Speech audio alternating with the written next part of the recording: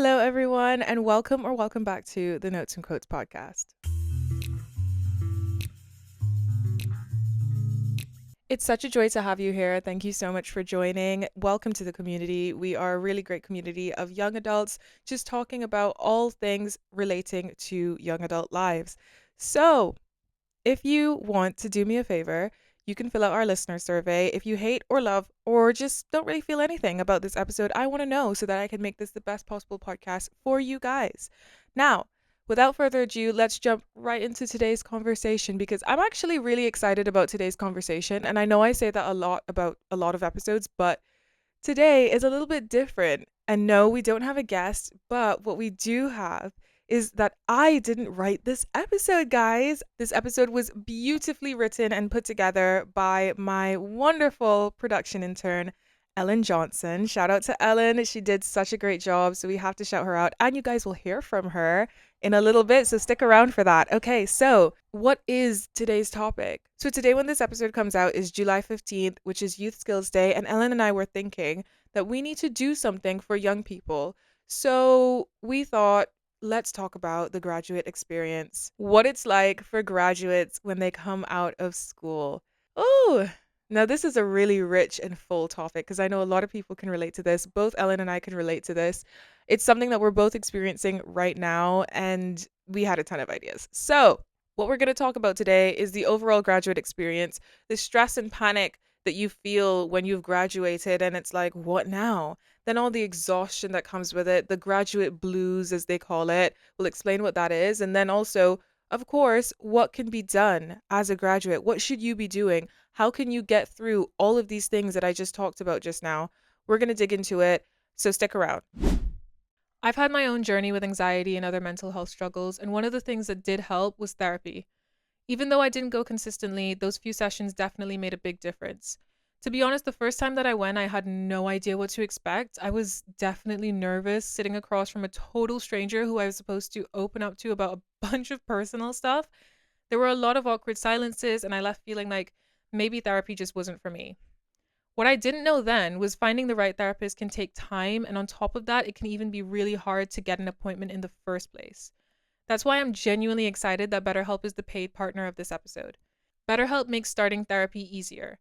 It's an online platform where you can match with a credentialed therapist based on your needs and talk to them in a way that works best for you, whether that's video, phone, or even text. There's also a journaling feature inside the platform if writing things down helps you process. And there's daily group sessions on a variety of topics, so you don't have to go it alone if you don't want to. The best part is if your first therapist doesn't feel like the right fit, switching is super easy so you can find someone you truly connect with. BetterHelp carefully makes sure therapists on the platform are well qualified, and their customer support team is there to help you if you have any questions. With over 7,000 reviews and a 5.5-star rating on Trustpilot, it's a platform you can trust. If you're struggling and think you'd benefit from a therapy session, go to betterhelp.com/notes and quotes or choose Notes and Quotes podcast during your sign up and get 10% off your first month of therapy. This could be something that really helps you. Now, back to the episode. And before we start, of course, I have to tell you the quote of the day, because if there's nothing else you can take away from this episode, you can take away the quote of the day, and it forms the foundation of our conversation. So the quote of today is, the quote of today, but the quote of today is more of a saying than a quote. And it's something that I think most, if not all of us, have heard before. And if you're like anything like me, this quote sends off a trigger inside of me, and it makes me cringe when someone tells me this. It is, "You're too young to be this tired." Or, "How are you so tired? You've got nothing going. Like, you're so young. Why are you so tired?" And to be honest, most of the time that people say this, it's mainly adults or your parents or people that are just generally older than you. And most of the time they mean well, but it just doesn't ever come across like that, does it? It's just like, it's kind of an invalidating statement. Hearing it from older people who you're trying to talk to about enjoying your youth, maybe they're even saying that you're taking your youth for granted because you're complaining about the job market and your rent and the constant rejections. It's like, you've got nothing to worry about. You're so young. Yeah, the fact is, we are tired. We're not faking it. Being tired now seems like a core characteristic of our generation. It's just something that happens now. I mean, if you look at the political, social, and economic state of the world, oh, I'm not quoting Jaden Smith there. I just that that was not the intention. But just the way that the world is right now, job cuts, rent increases, discrepancies between entry level wages and interns, whether they should be paid or not paid, and increasing cost of living crisis, and then the climate crisis and social justice crises. It's just like we're tired. We're tired. It's just a tiring time to be a young person and knowing that this is the world that you're growing up in. This is not only the world that is your future, but it's very much your now as well, is exhausting to think about. And even if you're not thinking about the entire world and everything that I just said, if you're only thinking about your own life, it's just like, when are you going to get a job? Are you going to get the kind of job that you want? What are you going to do with your life? What do you want your life to look like in the future? Are you saving up enough? Why have you not moved out of your parents' house? What are you doing with your life? It's just it's just a tiring time. And life as a graduate, I'm sorry if I sound like, I don't know, ridiculous or whatever, or I know people are going to come at me if this, especially older people as well, like, oh, you've got nothing to worry about. But life as a graduate is hard. There's just, we're going to talk about everything that it is, but just the apathy that you feel to everything, because it's like, well, I've been trying so hard to get my shit together, but it's just, it's just so difficult. The existential crisis. I probably have, and this is not an exaggeration, I would say I probably have one existential crisis a week at minimum, where I just sit down, or it's like it just happens randomly, like, or sometimes things will trigger it.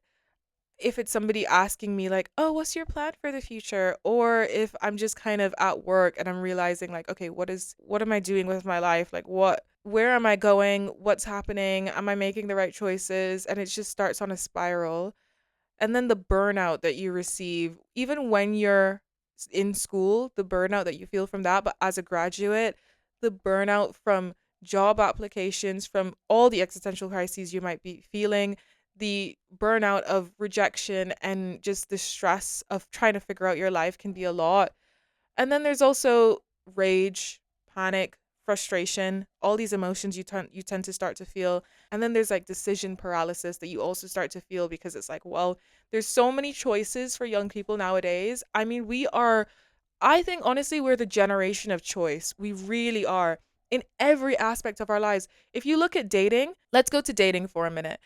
We now have dating apps where you literally have hundreds of people at your fingertips that you could have a relationship with in like 5 minutes. You can just swipe yes or no and start talking to them. If you don't feel their vibes, you can move on to the next one. You can trade up, you can trade down, you can do whatever. And then with the careers, I mean, you don't have to have a 9 to 5. You can start working freelance. You can be an entrepreneur. You can build your own business. You can work in retail, you can go work for corporate, you can do whatever, you can become a YouTuber. There's so many choices now. And it results in decision paralysis where we're just like, I don't know what I want to choose now, because there's just so many choices that I can choose from. Hey, I'm interrupting this episode briefly to talk to you about something that's actually quite cool. We've launched a special fundraiser in partnership with the British Red Cross. Now, this podcast is all about community, and for communities to thrive, we need to support each other. The British Red Cross supports millions of people in the UK and across the world get the support they need when the crisis strikes. Their Quest for Kindness campaign is all about helping people spread the word of kindness online and raise money for the world's emergency responders. From natural disasters to conflict zones, the Red Cross is there. And now we can be too. If you want to join the kindness movement, it's extremely easy. You can use the link in the show notes to head to our fundraising page to donate or take part in our fun community polls. Polls like, what's your mood today? Do you prefer a dog or a cat? Or what superpower would you choose? Every click and contribution helps support people in crisis around the world. Let's show the world what kindness and a little bit of fun can do. Thanks for listening. And then when you feel like none of those choices really relate to you because you're not really sure even who you completely are, you get numb and you start to panic. And then also, this is something that I definitely relate to. When you leave school, and you've been in school literally your entire life up to this point, it's such a jarring experience to no longer be a student. You're an adult now. You're a regular, just adult in the world. You're no longer a student. You're no longer getting that academic achievement and that sense of validation from getting a high grade or a commendation from your teacher or something. And now you're just thrown to the wolves. And where do you get that sense of achievement? Is it from your job? Is it from external validation from other people telling you you're doing a good job? Maybe you now have to find it within yourself and you just have absolutely no idea how to do that. It's a stressful time. And the worst part is that everyone keeps talking about it. Everyone keeps talking about, oh, what's your plan for the future? What are you going to do now? How's the job going? Are you going to go do a master's? Like, what are you going to do now? Oof, I don't know. I get stressed even just talking about it. So let's zero in on that stress and existential panic for a second. The what now feeling, which I think every single graduate has experienced the what now. Some graduates, if you're lucky, have an internship or a job or something else lined up right after, but there are a lot of graduates who graduate and they're like, okay, what now? I have my degree. I've done what I'm supposed to do. I'm out of school now. And I guess I should start applying for jobs. Or maybe I don't want to apply for jobs. Maybe I want to take some time off from school. This is the first time that I've not been in school for my whole life. Maybe I want some time to relish in that. But I need money. And maybe then I should go for higher education. I don't know. Maybe I should go for another degree. Like, what now? And because you feel so pressured to make a decision quickly, because everyone else is also asking you, what now? You might make decisions that don't really align with you, and you feel this pressure from everyone to continue achieving and to have something to show for yourself. Insert now the panic masters. Now, I'm very excited to talk about this. When Ellen included this in her like proposal to me, I was like, "Oh my god, yes. Can we please talk about the panic masters?" It's become this thing on TikTok and Instagram that everyone's been talking about. It's basically a meme or a trend that's going on where people will be videoing themselves with their graduation caps and they're at their graduation ceremonies or they've just graduated and they're saying things like, "Oh, I wonder what I'll do now." And then it cuts to music and a text on the screen saying Panic Masters. I almost did a Panic Masters. I almost did a Panic Masters. I didn't know when I was in my last semester, or rather my last year of uni, I was starting to get that feeling of like, okay, what now? What's next? What's next? What am I going to do next after I finish this? And all my teachers were telling me, oh my gosh, there's all these schools that you should apply for. You would do really well in this master's program and all that stuff. So I was like, okay, maybe I'll do a master's.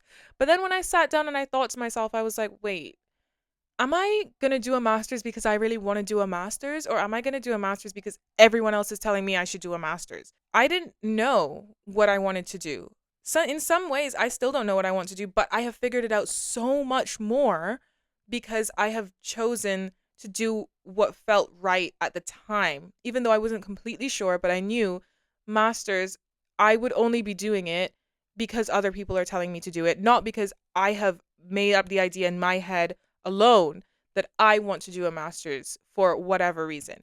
That isn't there. It's only because else is telling me that I should do it.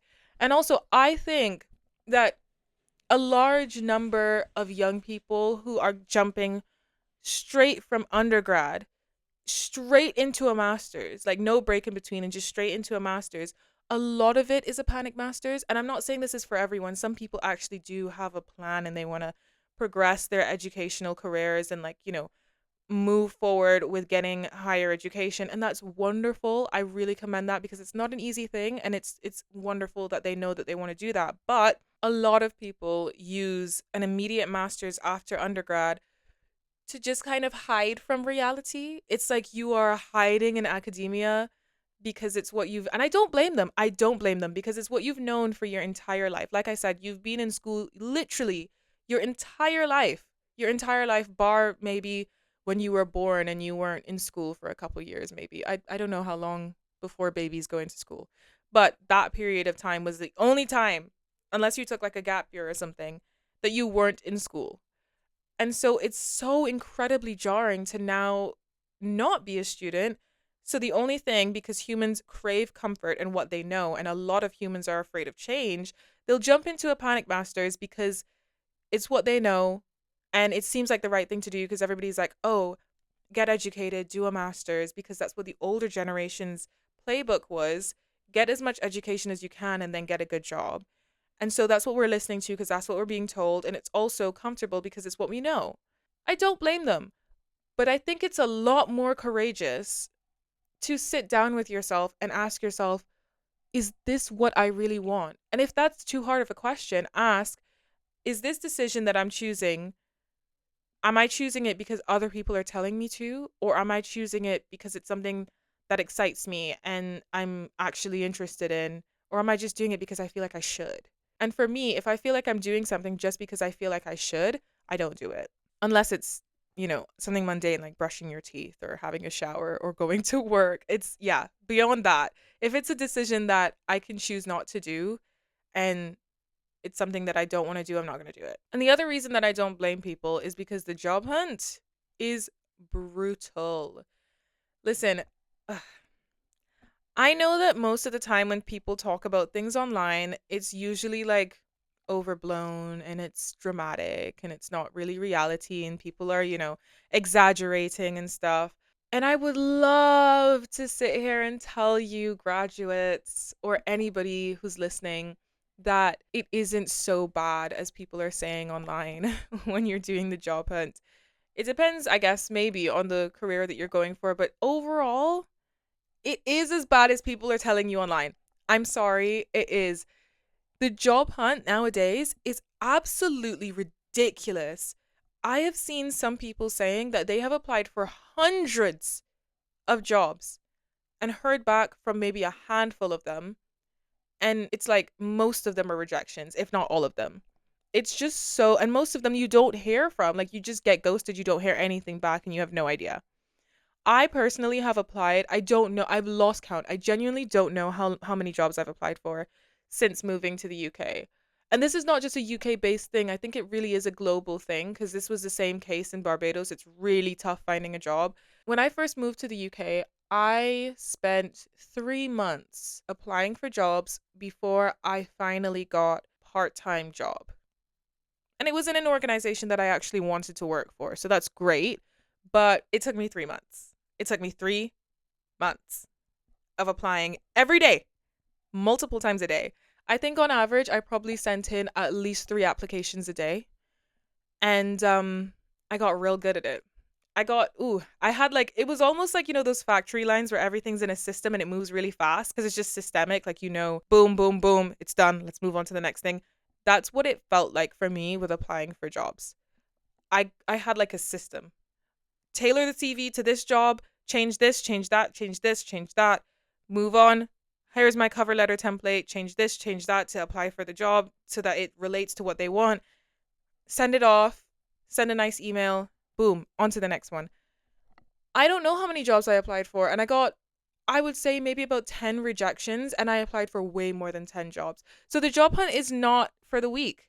So it is, I get why people would go and hide in a panic masters. And I think it really is over exaggerated online that you're going to go and graduate and immediately get into one of those post grad internships. That's honestly a fantasy. Barely anybody actually gets that, where you just graduate and you immediately have a post grad internship.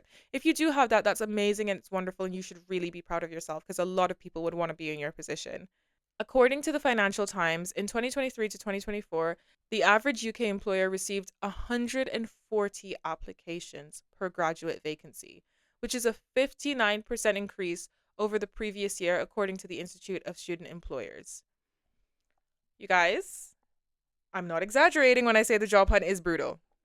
Most of the newly graduated people are just desperately trying to find a job that's even remotely connected to their degree in any way. That's the other thing. Even my degree right now, my degree is international relations. My job is in communications and business support.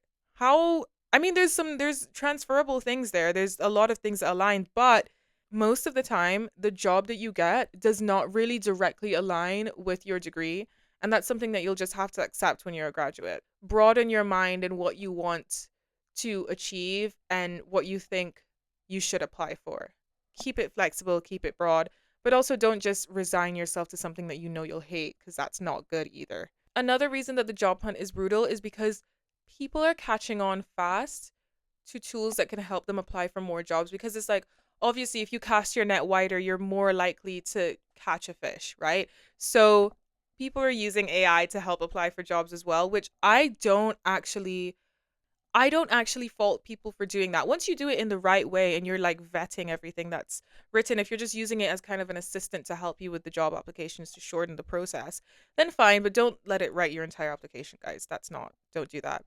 But an article from Education Next says that AI is automating tasks once done by junior staff, slashing entry level jobs as well. So not only are people using AI to apply for jobs, the jobs that you're applying for might not even be there because AI is kind of eliminating all those entry level jobs, admin work, data entry stuff, very low level things that are now automated by artificial intelligence. The Telegraph even said that HR has seen a 62% drop in job openings in graduate roles over the past year, while accounting has faced a 44% slump in entry level jobs. So now I think is an appropriate time to talk about that graduate fatigue, the academic burnout, the exhaustion, because after all of that academic effort, you are now floating for the first time and facing an existential crisis, trying to figure out your life. It's exhausting. And there's all of these other things swirling around in reality that we just talked about. And you tend to lose your eye on the prize. You had maybe a dream, you had all these goals that you wanted for yourself, you had this vision of what you wanted your life to look like post grad, and the reality is hitting that it's not going to be that easy. So you start to hit an emotional plateau. It's really interesting. If we had it on a graph, I feel like leading up to graduation, you have the curve of the graph going high, high, high, and then when you hit graduation, you hit your peak, absolute joy and so much success, so much pleasure and like peace that you have graduated. And then you stay on that high for a while, you plateau, you plateau, you plateau, and then you start to sink when you start applying for jobs, when you start seeing what's out there, what you see the reality is like for a lot of people. And a lot of people can start to feel a serious lack of motivation and imposter syndrome after months and months of rejection. And you kind of get into what Ellen defines it as a post achievement depression. And I get that. I have felt that. And this is completely normal. Can I just say, this is absolutely completely normal. And to just show you that it's not only you and me experiencing this, let's hear from Ellen. Let's hear her experiences. I want you guys to not only hear what Ellen is saying, but see if it's something that you relate to, see if it's something that you feel, and understand that this is not you alone. And also just the bonus of seeing who Ellen is. If you're watching on YouTube, you can see, but if you're not, you can listen to our production intern to talk about her experiences in postgrad. Okay, let's go. Hi. So, the what now of graduating has haunted me this year. It's led to some pretty drastic measures. The usual ones, like pierce your nose, cut and box dye your hair on a random Wednesday at 10 pm. But it's also led to me applying for what I can only describe as a panic masters. And I don't blame me. I've been applying for graduate jobs since winter of 2024. And because of that, I've been experiencing rejection every other week since winter of 2024. And that combined with facing down the barrel of being a graduate and not knowing a clear next step led me to apply for a global development master's. And for a while, it made me feel better. It was a security blanket. I was safe in academia for another year. But as the weeks went on, I became progressively more anxious, and actually it made me feel worse. So I went to go see my professor. I explained my anxieties, and then he looked me straight in the eyes and he said, look, UK education is expensive without a clear reward. You have to be certain that you want to do development as a career. Is this what you want your life to look like? And when he said that, something in my body just lurched, and I just thought, no, I do not want to be here. So I left the office, I withdrew my application, And I would say the moral of this is it's okay to panic. But if you do panic, trust your instincts and stay away from box dye. Thank you, Ellen. I actually think the hair looks good. I mean, I don't know if this is the box dye that she's got, but I actually think that the haircut looks good. But yeah, I think that that's a really, even though it's her unique experience, it's also a very universal experience as well. And I think it took a lot of courage and really an impressive level of self awareness to know that even when you're in, this is, she didn't even stop before taking the Panic Masters. She did take the Panic Masters. And then when she was in the midst of doing it, she realized this is not for me, and she had the courage to go and change and switch. And that's one thing that I would say as well. We have the benefit of being so incredibly young, because you are incredibly young. If you're in your 20s, you're still a baby. You're a baby adult. So let's just put that out there. And because we're incredibly young, we have the privilege of being able to just switch our lives and change and make choices. If you're in something already, if she was in her masters, she did not have any obligation to completely complete and finish her master's. She realized this is not for me, so I am going to stop spending money on something that is not serving me, and I'm going to go and do something else. I don't know what that is yet, but I know that it's not this. And I will go and find it and do something else that serves me better and put myself on a life path that actually leads to happiness instead of burnout and exhaustion and feeling that this is the wrong path. And I think that that takes a lot of self awareness and a lot of courage. And I really think we should all commend Ellen for that. And if you are doing that as well, if you're feeling like what you're doing right now, whether it's the job that you have or the degree that you're doing or whatever, or the friends that you have, the relationship you're in, and you realize it's not serving you, this is deep down, you know that this is not what you want, sit with that feeling, think about it, try and understand why it might not be what you want. And if you don't know why, that's okay. But if you know at least that this is not what you want, you can change it. You know that there's choices that you can make towards a different life. You don't need to do anything drastic like quit your job or break up with your partner as soon as you finish listening to this episode, but you can think about it and understand that you have the power to change your life. But I think a lot of what Ellen was talking about also leads beautifully into the graduate blues. What are the graduate blues? So, this is kind of a term that has been going around where people are talking primarily about that postgraduate sense of depression or lowness or just bad feeling in this whole postgraduate experience because of everything we were talking about before and more that we might not have even touched on. According to Hope Therapy and Counseling Services, there has been a surge in the amount of postgraduate students experiencing depression and anxiety, also commonly referred to as postgrad blues. Postgraduate depression and anxiety refers specifically to the presentation of depression and anxiety in an individual after completing an undergrad or postgrad degree. There can be feelings of uncertainty regarding the future, pressures to secure work, difficulty adjusting to the transition from student life to the mainstream, as well as changing relationships as peers move on. That's something that we didn't even talk about, but that's a very, very real experience as well. Symptoms of postgrad depression and anxiety are similar to the common signs of clinical depression and an anxiety disorder. Sadness and or continuous low mood, low self-esteem, irritability, feelings of guilt and shame, and decreased motivation. Those are the postgrad blues. And I think it's very real. It's something that a lot of people experience and should not be overlooked. But what can you do? What can be done?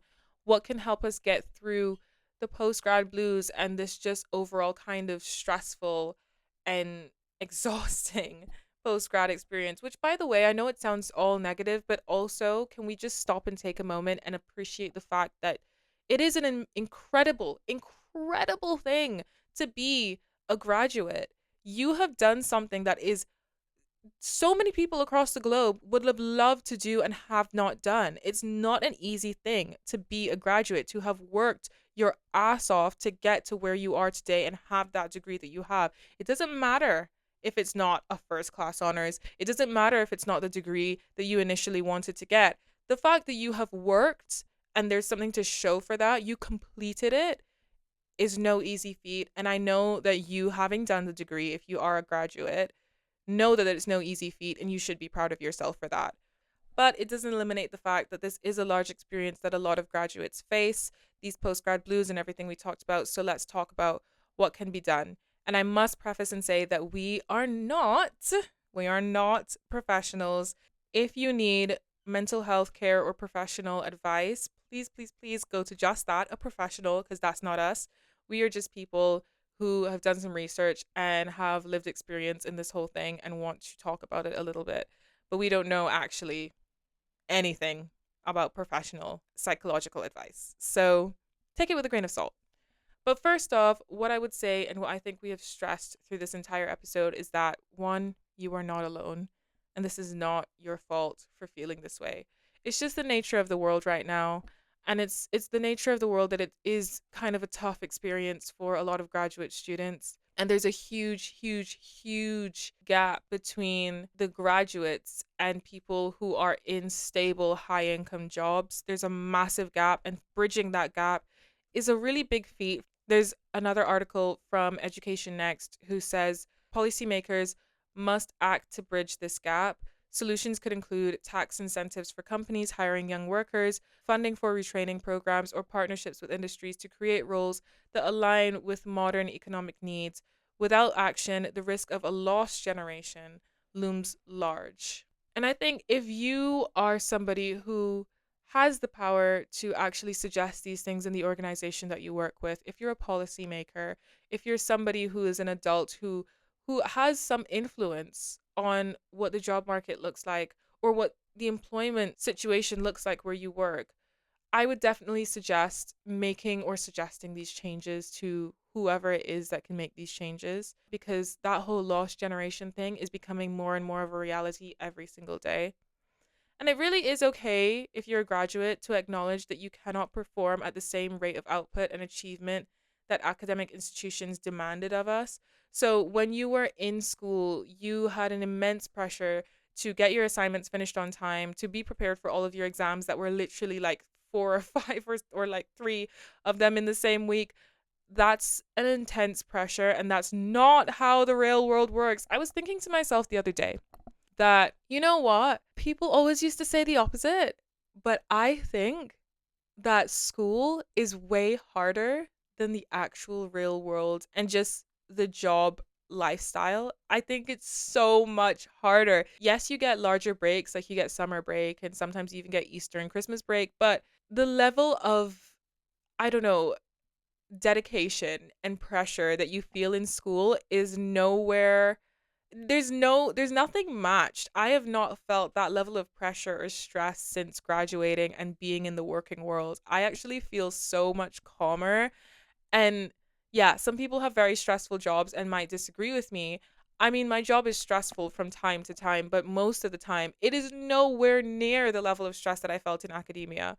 So just understand that that's not how the real world works. And it's okay if you're feeling like you're not doing enough because you're not as stressed as you used to be. That's okay. You are doing enough. It's just not how the real world works. And it's okay. It's over. It's done. You can take a breath and just be like okay with the fact that that's not the reality that you're living anymore. And if you are actually like genuinely really struggling, it is absolutely okay and really encouraged to reach out for help and lean on your community. They are there for a reason. These help services are there for a reason. Your community is there for a reason. And there are a lot of resources and therapy online. I feel like therapy has become a lot more accessible for young people as well. Go to actual therapy, by the way. Don't do TikTok therapy. Don't do Instagram therapy. That's not real. Make sure you go to an actual credentialed therapist, and that is really accessible online nowadays. And I hate to say this, and I don't want to sound like ditzy or whatever, but it is an exciting time for you. It is a really exciting time. Not only should you be proud of the fact that you have actually graduated, but you've got the world at your fingertips right now. There's so many things you can do. And if you're in your 20s, let me just say, you don't know shit, okay? You don't actually know who you are fully yet. You might feel like you know who you are, but most people feel like they don't know who they are, and that's okay because that's normal. But even if you feel like you know who you are, you don't know how you will change in these next few years and throughout your entire life because you've got your whole life ahead of you. If you have things that you want to do, even if it's not career wise, I've got a list of things that I know I really want to do. Things like take the bus more, go ice skating, join a Latin dancing class, maybe even join like a band or something. Do it. Do whatever it is you feel like you want to do. And I promise you, you will start to learn so many things about yourself that you did not even realize before.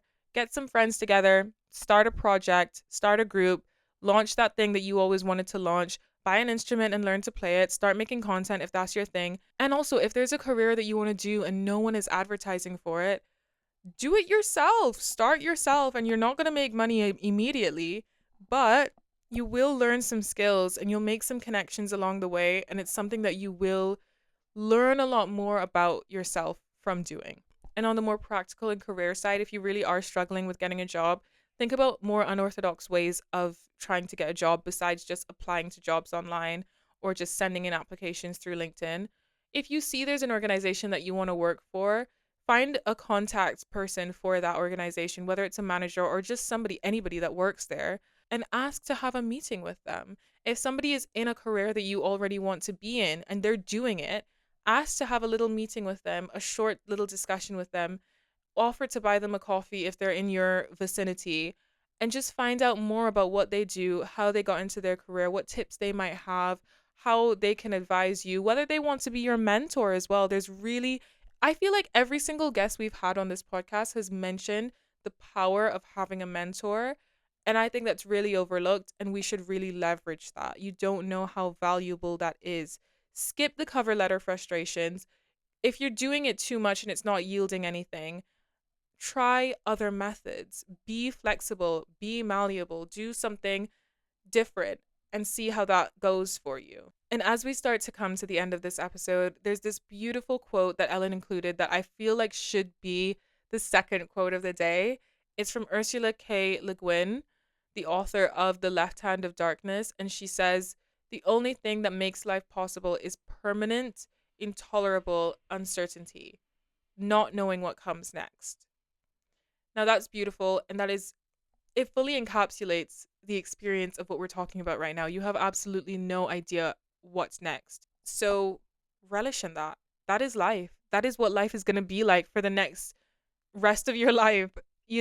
There's this thing about being in school, and I think it's also another reason why people jump into Panic Masters, because you know exactly what your next few months or next few years is going to look like when you're in school. When you're thrust into the real world, you have absolutely no idea, and that's scary. That's a scary, scary thing. That uncertainty is not something that humans like, but it is, as Ursula says, the only thing that makes life possible is that permanent and intolerable uncertainty. And in order to begin your new life, you have to be okay with letting go of your old one. Your life is never going to be the same as it was when you were in school. You're in a new life, you're in a new level of uncertainty, and that has to be okay. And you have to be able to be comfortable in not knowing what that's going to look like and wanting to thrive in that. So if anyone is telling you that you're too young to be this tired, or you should be doing this, you should be doing X, Y, and Z, why have you not done this yet? Do not internalize that. You have every right to be feeling the way that you're feeling right now. This is the state of the world, but you also have every right and all the power within you to actually make a change and make a difference in your own life and take charge of it, and not let the rejections of jobs, not let the uncertainty, not let the pressure from other people or the pressure from yourself get to you or break you down, because it's a universal experience. It's very normal, but everyone can get through it. Absolutely everyone can get through it.